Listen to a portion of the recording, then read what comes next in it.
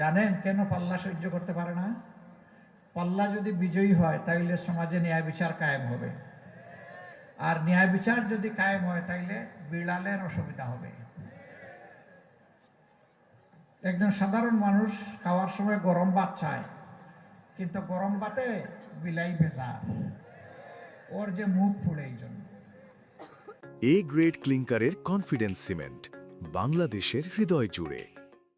জায়গায় জায়গায় দখলদারি, জায়গায় জায়গায় আমাদের ভাইয়েরা নেমে পড়লেন চাঁদাবাজি করতে। এই ভাইদের প্রতি আমরা খুব দরদ ভরা মনে বলতে চাই, সত্যিই যদি আপনাদের সংসারে অভাব অনটনের কারণে আপনারা এই কাজগুলা করে থাকেন, আসুন আপনারা এখান থেকে সরে আসুন। আল্লাহ আমাদেরকে যে রিজেক্ট দিয়েছেন ওইটাই আপনাদের সাথে আমরা ভাগাভাগি করে খাইতে রাজি আছি। তবুও মানুষকে কষ্ট দিবেন না, চাঁদাবাজি করবেন না। এখানে কুষ্টিয়া জেলায় 60টার মতো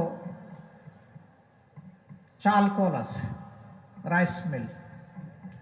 ট্রাকগুলো এখান থেকে চাল বোঝাই করে রাজধানী এবং দেশের বিভিন্ন গন্তব্যে যায়। এখানে প্রতিটি ট্রাক থেকে বেসরকারি খাজনা আদায় করা হয়। চাঁদা বললে মানুষ একটু লজ্জা পায়, তো এই জন্য বললাম বেসরকারি খাজনা, এবং রেটও ভালো, প্রতি ট্রাকে 5,000। ট্রাকের মালিকরা অতিষ্ঠ, ব্যবসায়ীরা অতিষ্ঠ, চালকল মালিক যারা তারা অতিষ্ঠ। এরপরে আবার বিভিন্ন স্ট্যান্ড দখলের ব্যাপার আছে।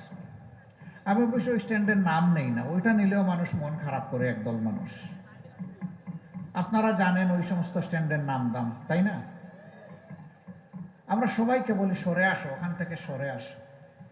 আমরা কথা দিচ্ছি, এমন এক বাংলাদেশ আমরা গড়তে চাচ্ছি, আল্লাহর উপর ভরসা করে, মহান আল্লাহর উপর ভরসা করে গড়তে যাচ্ছি, যেই বাংলাদেশে প্রত্যেকটি সক্ষম পুরুষ এবং নারীর হাতে মর্যাদার কাজ আমরা তুলে দেব ইনশাআল্লাহ।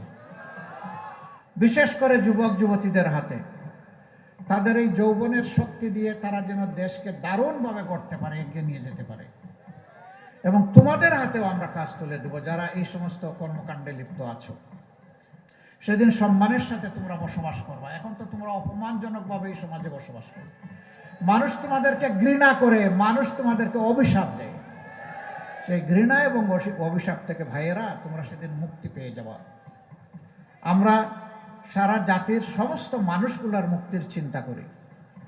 আমরা নিজেরা খাওয়ার জন্য রাজনীতি করি না, এবং দলীয় কর্মীদের পেট ভরানোর জন্য আমরা রাজনীতি করি না। বরঞ্চ এদেশের দুঃখী বোখা নাঙ্গা মানুষের পেটে কিভাবে আমরা মুখে একটু খাবার তুলে দিতে পারি আর পিঠে একটু কাপড় তুলে দিতে পারি, এটি হবে আমাদের সংগ্রাম ইনশাআল্লাহ। এখানে নদীকে যেভাবে খুন করা হয়েছে আপনারা জানেন। আমরা এই 2 দিন আগে উত্তরবঙ্গ সফর করে এসেছি, একইভাবে ওখানেও খুন করা হয়েছে। ওখানে 4টা প্রধান নদী আছে, সেই নদীগুলোকে শেষ করে দেওয়া হয়েছে। আমরা বলেছি ওখানে আমাদের জীবন বাঁচানোর সংগ্রাম হবে শুরু নদী বাঁচানোর মধ্য দিয়ে। আমরা এখানেও কথা দিচ্ছি, আমরা ইনশাআল্লাহ নদী বাঁচানোর মধ্য দিয়ে এই অঞ্চলের সংগ্রাম আমরা শুরু করব ইনশাআল্লাহ। নদী বাঁচলে মাটি বাঁচবে, মাটি বাঁচলে আমার মাও বাঁচবে। এই জন্য আগে নদী। এই নদীতে অনেক বরকত আল্লাহ রেখেছেন। নদীতে জলজ প্রাণী রেখেছেন, যেটা আমাদের রিজেকের। নদীতে যে পানি আল্লাহ দিয়েছেন, যেটা আমাদের মাটিকে বাঁচিয়ে রাখে। নদীর নাব্যতা যখন থাকবে তখন আমাদের যোগাযোগ ব্যবস্থা সহজ হবে এবং সুলভ হবে। পণ্য পরিবহনে খরচ অনেক কমে যাবে। জনগণের উপর প্রত্যেক যে মূল্যের ভার, এটা কমে আসবে। অবশ্য কমে আসার ক্ষেত্রে 3 জায়গায় আমরা হাত দেব। যোগাযোগ উন্নত করা, 2 নম্বর হচ্ছে সিন্ডিকেট ভেঙ্গে একদম চুরমার করে দেওয়া, আর 3টা হচ্ছে চাঁদাবাজিতে যারা লিপ্ত তাদেরকে আমাদের বুকে টেনে নিয়ে অন্য ভালো কাজে লাগিয়ে দেওয়া। এই 3টা কাজ আমরা সফলভাবে যদি আল্লাহ তাআলার সাহায্যে করতে পারি, আমরা বিশ্বাস করি 1 বছরের ভিতরে বাংলাদেশের মানুষ লক্ষণীয় পরিবর্তন দেখবে ইনশাআল্লাহ। সম্মানিত ভাইরা, এখানে চিনিকল ছিল, কুষ্টিয়া চিনিকল বন্ধ হয়ে আছে। দুনিয়ার সব জায়গায় ইন্ডাস্ট্রির বিস্তার করছে, আর আমাদের একটা একটা করে তালা ঝুলানো হয়েছে। শহীদ মৌলানা মতিউর রহমান নিজামী, বাংলাদেশ জামাতে ইসলামের সাবেক আমির, তিনি যখন শিল্পমন্ত্রী ছিলেন তখন তিনি ঘোষণা দিয়েছিলেন, আজ থেকে আর কোনো সরকারি কলকারখানায় তালা ঝুলবে না নতুন করে, বরঞ্চ ঝুলা তালা যেখানে যেখানে আছে সেইগুলা খোলার চেষ্টা করব আমি। এবং তিনি তাই করেছিলেন। বন্ধ লোকসানি চিনি কলগুলা খুলে দিয়ে বিভিন্ন জায়গায় সেইগুলাকে মাত্র ২.৫ বছরের মাথায় লাভজনক প্রতিষ্ঠানে পরিণত করেছিলেন। তিনি করতে পেরেছিলেন, তার ব্যক্তিগত সততা ছিল, তার মাঝে স্বজনপ্রীতি ছিল না। তিনি একজন ভিশনারি নেতা ছিলেন, তিনি জাতির জন্য প্রাণ ভরে কাজ করতে চেয়েছিলেন। এই জন্য তার পক্ষে এটা সম্ভব হয়েছে। তিনি বুয়েট থেকে পাশ করা কোনো ইঞ্জিনিয়ার ছিলেন না। এর আগে তিনি কৃষি মন্ত্রণালয়ে সার্ভ করেছেন, তিনি কৃষি বিশ্ববিদ্যালয়েরও কোনো গ্রাজুয়েট ছিলেন না। তিনি একজন আলেমে দিন ছিলেন আর ঢাকা বিশ্ববিদ্যালয়ের রাষ্ট্রবিজ্ঞানের একজন ছাত্র ছিলেন। তিনি যদি শিল্পে এসে শিল্পের বিপ্লব ঘটাতে পারেন, কৃষিতে বিপ্লব ঘটাতে পারেন, আমরা বিশ্বাস করি জনগণ যদি সুযোগ দেয়, ইনশাআল্লাহ তাআলা আজিম বাংলাদেশের সকল সেক্টরে বিপ্লব ঘটবে।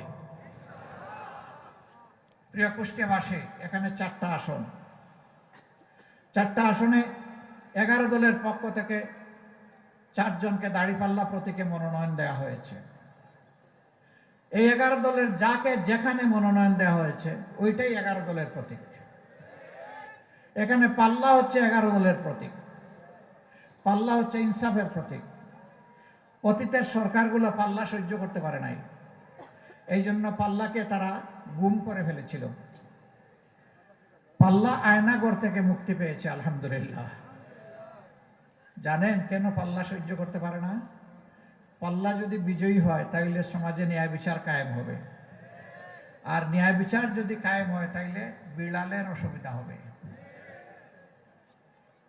একজন সাধারণ মানুষ খাওয়ার সময় গরম ভাত চায়, কিন্তু গরম ভাতে বিলাই ভেজা, ওর যে মুখ ফুলে। এই জন্য ওই বিড়াল খাসলতের যারা যারা সমাজে ন্যায় বিচার দেখতে চায় না, বরঞ্চ বিচারাঙ্গনকে নিজের পকেটে নিয়ে চলতে চায়, তারা পাল্লাকে গায়েব করে দিয়েছিল।